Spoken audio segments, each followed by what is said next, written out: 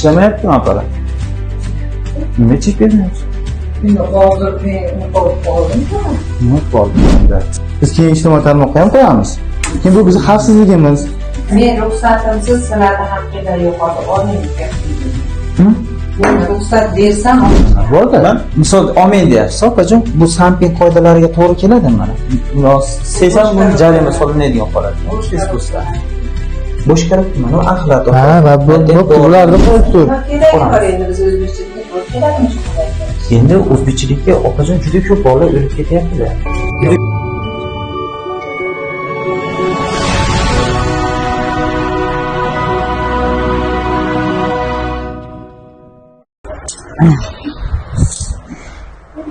Assalomu alaykum.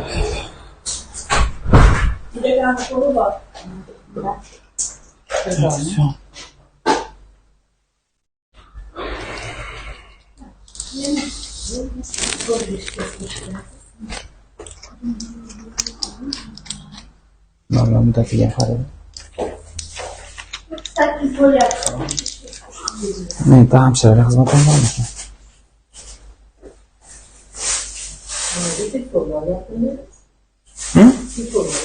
Sekirlar.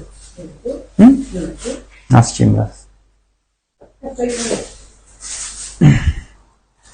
Sanıyorlar. Opa sat. Aha. Opa fiyatı bu tresi pası satılan biz resept. Belki bankadan çıktı değil mi bu olan? Yok, kattan çık. Bankadan mı klinikten çıkan resept. Resept var. O zaman işte bunu hazır kopaklattım, teyip koyuyoruz. Bu baralgin, azalektor, amititrin, karbamazepin, baralgin, shular narsalar. İşte şu da sonra sarxush qiladi. Buyruq asosida ishlaysiz, opa? Buyruq asosida ishlaysiz? Yo, unaqa o'zingizga qarashlaymi optiki? Bejik yo'qmi sizlar? Bejiklaring yo'qmi deyman? Bejik. Unaqami opa, jibijonotdami? Endi o'taman. Hop, opa sizdan hujjat so'rasa taqdim qila olasizmi? Hujjat so'rasa taqdim qila olasizmi? Rahbarda bo'ladi, mas'uliyat. Rahbarga telefon qilib bering, opa. Rahbar? Ha, chaqirib berasiz. Opajon, ishlamayaptimi aparat? Nima chek bermayapsiz? Men hozir men qolib qoldim-ku. Nima bo'ldi? Iste'molchilik huquqlari to'g'risida 10-modda bor, iste'molchilik huquqlari to'g'risida 10-modda bor, chek berish majburiyati yozib qo'ygan. Soliqdan qochish hisoblanadi-da bu.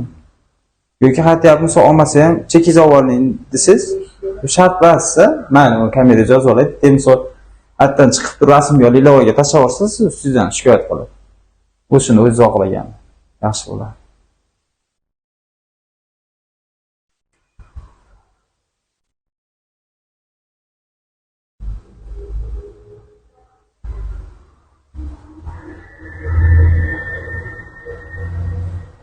Bu sefer geçirip duruyorlar. Yani listesiz vermeyin. Rahbaringiz bilan hujjat shu fakturasi kerak bizga shu doğrusu. Fakturasi kerak, necha foizgacha qo'yilyapti? O'zbekistondan ro'yxatga o'tgan dorimi yo noqonuniymi? Chiqyaptimi rahbarga aytdingizmi? Erkak kishimi, ayol kishimi? Rahbardan ayol kishi yo erkak kishi? Ayol.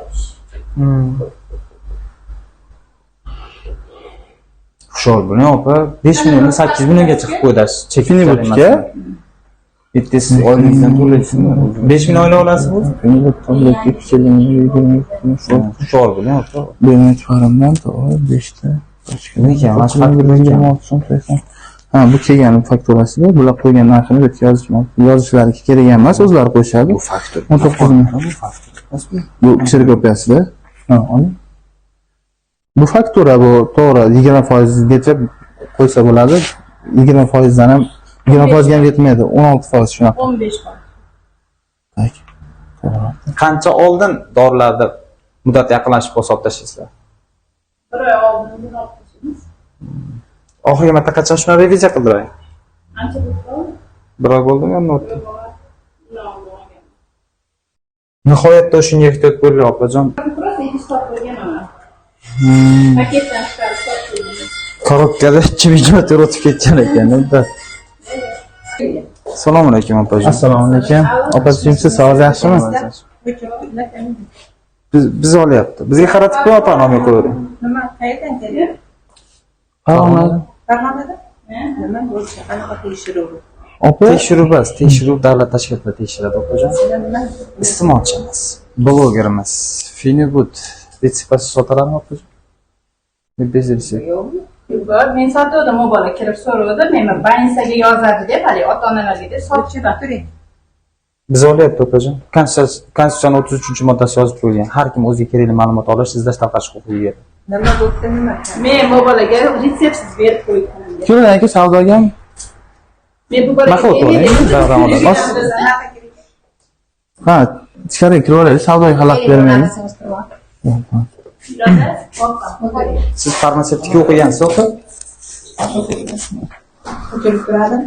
Yo'q, bizga qaratyapti. Endi har xil, hamma har xilda. Bizdan pul talab qildi, u qildi, bu qildi, hamma har xil gaplar. Ha.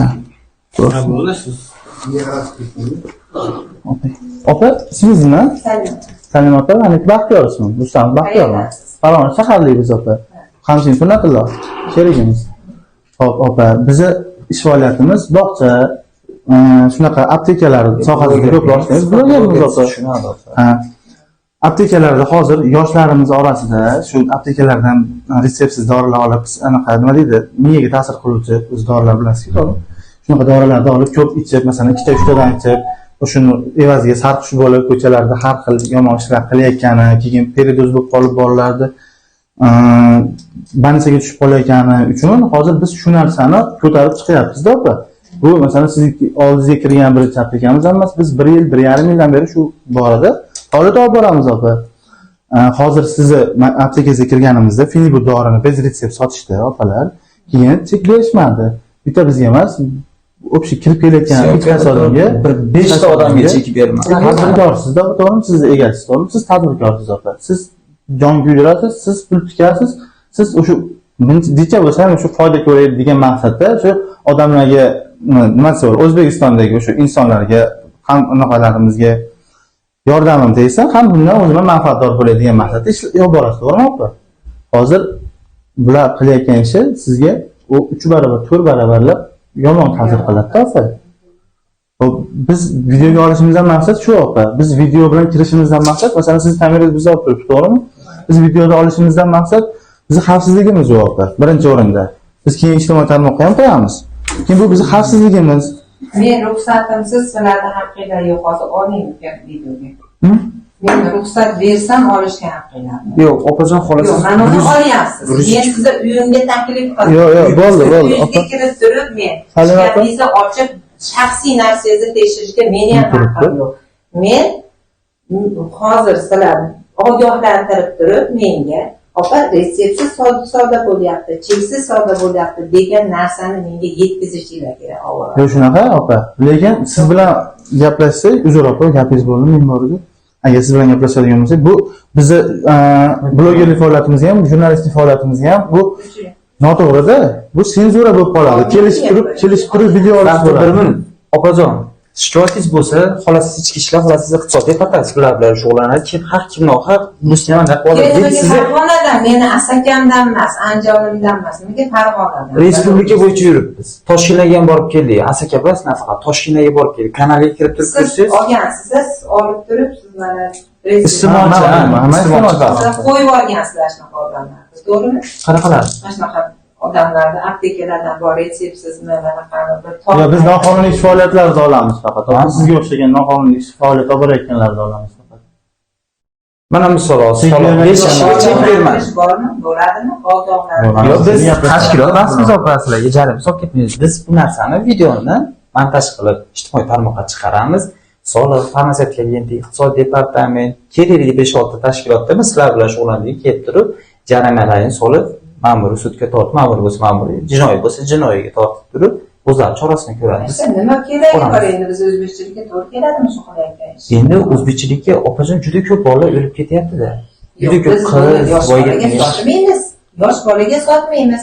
Mayda kasallarga kerakliguvchi bir Yo'q, sotmayman, opajon. Soting. Sotmaymiz yosh bolalarga. Yo'q, o'zi sotish kerak. Retsept asosida. Chunki o'sha doriga muhtoj odamlar bor. O'zbekistonda qonun Maralgin, kerak bo'lsa, azalitlarga hozir psixotropga kirib qolgan dorilar bor-ku. Kerak bo'lsa o'sha dorilarga ham muhtoj odamlar bor-da. Man misol olmayin deyapsiz, opajon. Bu samping qoidalariga to'g'ri keladimi mana? Buni sezsam buni jarima solinadigan holatda. Siz bo'lsa. Bosh qarab mana axlat. Ha, va bularni qo'yib tur. Mayli, bu tashqaridagi holatni gaplashaylik. Bo'ldi, opa, shunaqa. Endi biz sizni o'zimiz tanishtirdik, opa. Masalan, sizga xohlasangiz, Instagram, Telegram, YouTube blogimizni ham ko'rsatib qo'yamiz. Mana opa, mana shu ijtimoiy tarmoqda biz mana shunaqa videolar qo'yamiz deb ko'rsatib qo'yamiz, opa. Bizni ish faoliyatimiz xalq uchun, opa. To'g'risi. Masalan, siz tadbirkorsiz, sizga dushman bo'lib, balki o'shanaqa o'ylarsiz. Dushman bo'lib kelyapti deb o'ylaymiz. Lekin Omin, nima foydasi bor sizlarga? Nima menga jabr qilyapsizlarmi? Menga jabr qilib meni olib hamma yo'g'ini nima qilasizlar? Chiqinglar. Ruxsatnomalarni ko'rsatinglar menga. Sizga bo'ldi, biz ishimizni bitirib oldik. Ko'rsating menga. Ishimizni bitirib oldik. Bormi meni xonadonimga kirish? Xonadoningiz bor.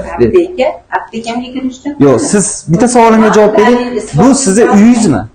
Meni ishxonam. Uyingizmi? Jamoat joyida, opa. Jamoat joyi hisoblanadi. Ha, eshikda yozib qo'ymaganmisiz? Falonchi, misol hech kim kirmasin, ismochi kirmasin deb taqiqlanadi. Assalomu alaykum. Assalomu alaykum. Aka, sizsiz, assalomu alaykum. Chet ishlasizmi akasi?